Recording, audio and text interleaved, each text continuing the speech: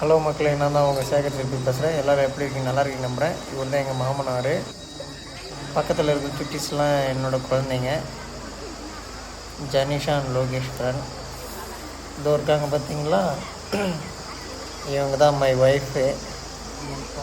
அவங்க பக்கத்தில் இருக்கிறவங்க ஒய்ஃபோட அம்மா, நடு அண்ணி, அண்ணாண்ட இருக்கிறவங்க பெரிய அண்ணி.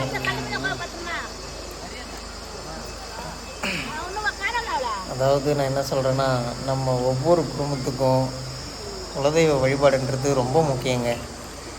அப்படி தாங்க இன்றைக்கி நம்ம வீட்டில் நடந்துக்கணும்.